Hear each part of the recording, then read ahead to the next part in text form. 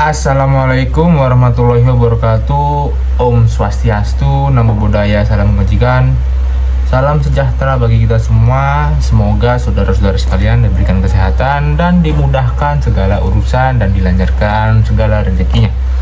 Baik, sebelum memasuki berita pembahasan pada kesempatan kali ini, dimohonkan untuk saudara-saudara sekalian jangan lupa untuk menekan tombol like, subscribe, dan jangan lupa komen, serta tolong dibantu untuk share-nya untuk mendukung keberlanjutan dari channel Rizky Muhtadin.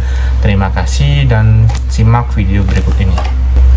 Baik, saudara-saudara sekalian, berita informasi terpanas kali ini datang dari pemerintahan kita, yang dimana Presiden kita Prabowo Subianto telah selesai melakukan kunjungan kenegaraan ataupun kunjungan diplomasi ke negara Jepang, yang dimana Presiden kita Prabowo Subianto dengan pemerintahan Jepang telah melakukan negosiasi kerjasama dan kesepakatan, yang pada akhirnya Presiden kita telah membawa keuntungan kerjasama sebesar 392 triliun rupiah.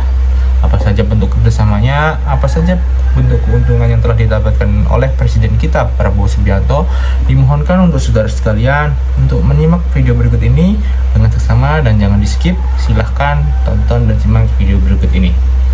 Akhirnya bertemu lagi. PM Jepang sambut hangat Prabowo di Tokyo. Di Istana Akasaka, Tokyo, pertemuan itu akhirnya kembali terjadi. Presiden Prabowo Subianto disambut langsung oleh Perdana Menteri Jepang Sanae Takaichi. Ada kehangatan yang terasa sejak langkah pertama. Di dalam istana, mereka duduk berbicara, bertukar pandangan, bahkan berbagi senyum. Mereka membahas dunia yang sedang tidak baik-baik saja. Dan di tengah semua itu, Indonesia dan Jepang memilih menjadi penjaga damai. Mereka juga berbicara tentang energi, tentang industri, tentang teknologi, tentang masa depan generasi muda. Namun lebih dari semua itu, yang benar-benar dibangun adalah persahabatan. Dari rasa saling percaya, dari rasa saling menghormati. Di akhir pertemuan, Prabowo mengundang Sanae ke Indonesia, bahwa Indonesia dan Jepang tidak hanya terhubung oleh kepentingan, tapi oleh persahabatan yang semakin kuat. Di hari itu di Tokyo, dunia melihat bahwa di bawah kepemimpinan Prabowo, Indonesia semakin diperhitungkan. Salam Pancasila, Biro Suara Rakyat. Seberbahaya apa kesepakatan bisnis Indonesia Jepang? Ya, kita tahu teman-teman ya, kemarin presiden ke Jepang ketemu kaisar dan perdana menteri, dan Pak Prabowo baru aja neken kurang lebih 10 kesepakatan bisnis senilai hampir 400 triliun rupiah, dan ketemu 13 bos besar perusahaan Jepang buat gaspol proyek hilirisasi di Indonesia. Angka sebesar ini jelas bukan sekedar duit investasi, tapi adalah sebuah ancaman besar. Gua lihat ini jadi sinyal merah yang mematikan buat pihak tertentu. Bayangin aja, kesepakatan ini nggak cuma ngurusin pabrik otomotif, tapi juga nyentuh langsung ke jantung energi, pertahanan maritim, sampai ke eksplorasi mineral penting di tengah panasnya konflik geopolitik dunia. Ternyata ya, manuver ini memang beneran berbahaya. Berbahaya cuma buat para mafia bahan mentah dan negara pesaing yang nggak pengen lihat kita mandiri. Pak Prabowo secara terang-terangan narik raksasa teknologi Jepang kayak Toyota, Mitsubishi, sampai Panasonic buat fokus ke hilirisasi kita. Artinya, Jepang wajib bawa teknologi canggihnya ke sini, buka lapangan kerja buat masyarakat kita, dan ajarin sampai ke tahap produksi dan tahap finalnya, teman-teman. Selain itu juga ada komitmen keamanan laut bersama Perdana Menteri Jepang yang ngebuat sistem pertahanan maritim kita makin solid dari ancaman asing. Kita sekarang lagi ngeliat bukti nyata di mana Indonesia menolak jadi sekedar pasar konsumtif dan mulai bertransformasi jadi pemain utama di rantai pasok global dengan posisi tawar yang super tinggi, teman-teman. Kita kawal ke depannya, bantu Indonesia mandiri. Hebat!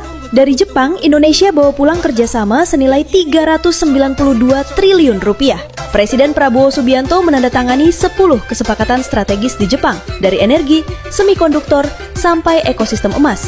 Semuanya masuk, mulai dari proyek metanol dari CO2 di Bontang, Blok Masela, hingga panas bumi di Lampung. Yang paling strategis, Indonesia mulai masuk ke rantai pasok chip global lewat kerjasama semikonduktor dan AI. Ada juga pemuatan ekosistem emas hingga aviation leasing fund dan kerjasama besar antara Kadin, Jetro, dan Danantara. Total nilainya 392 triliun rupiah. Di Forum Bisnis Indonesia-Jepang, Prabowo menegaskan Indonesia sedang full gear ahead menuju energi terbarukan. Artinya, Indonesia bukan cuma pasar, tapi siap jadi basis produksi dan teknologi. Pemerintah juga lagi mempercepat perizinan dan memperkuat kepastian hukum buat investor. Kunjungan ini diawali pertemuan dengan Kaisar Naruhito, lalu dilanjutkan ke Japan Indonesia Business Forum. Hasilnya, 10 kesepakatan, 1 visi besar. Ini bukan sekedar kunjungan, tapi langkah nyata Indonesia untuk naik kelas di panggung ekonomi global. Seberbahaya apa manuver diplomasi Prabowo Subianto ke Jepang? Presiden Prabowo Subianto, teman-teman, resmi mendarat ke Tokyo buat ngebuka babak baru lewat pertemuan krusial bareng Kaisar Naruhito dan Perdana Menterinya Sanae Takaichi.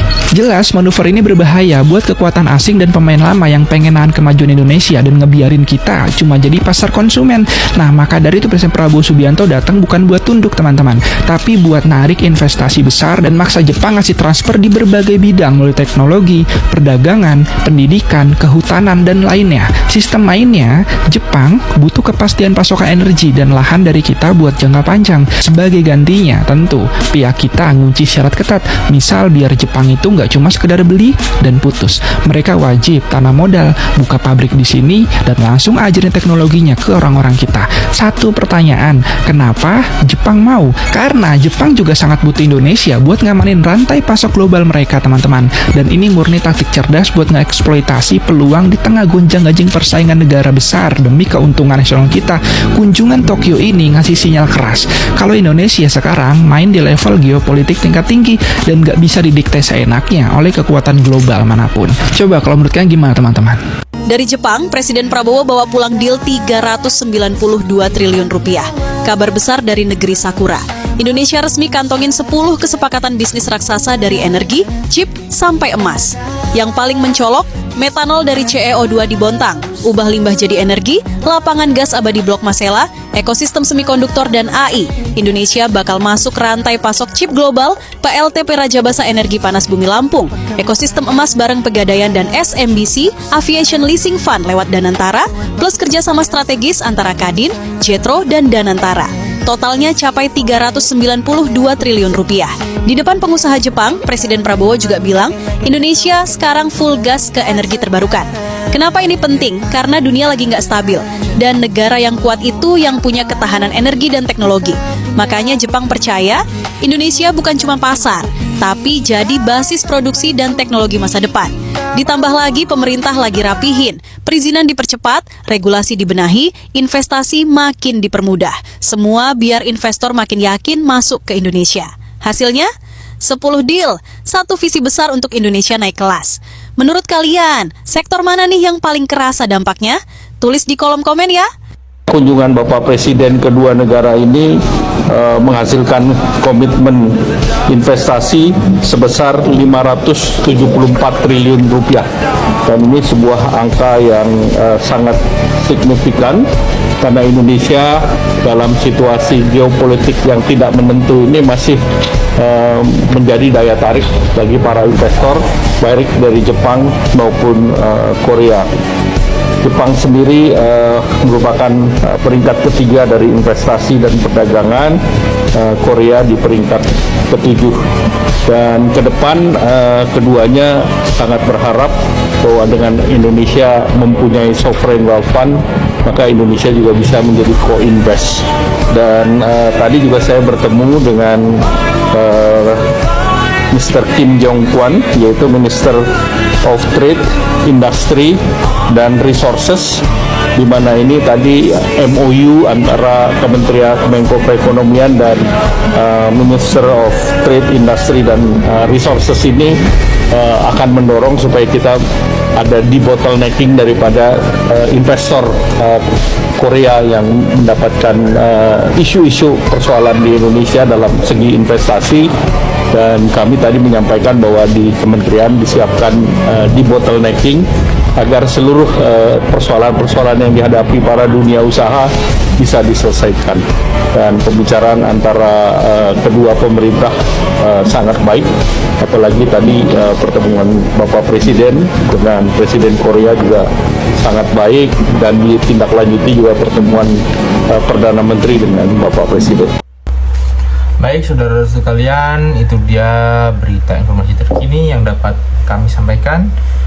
Dimohonkan untuk saudara-saudara sekalian untuk menekan tombol like, subscribe, dan jangan lupa komen, serta dibantu untuk share-nya dalam mendukung keberlanjutan dari channel Rizky Mutatin, dan nantikan berita selanjutnya. Terima kasih.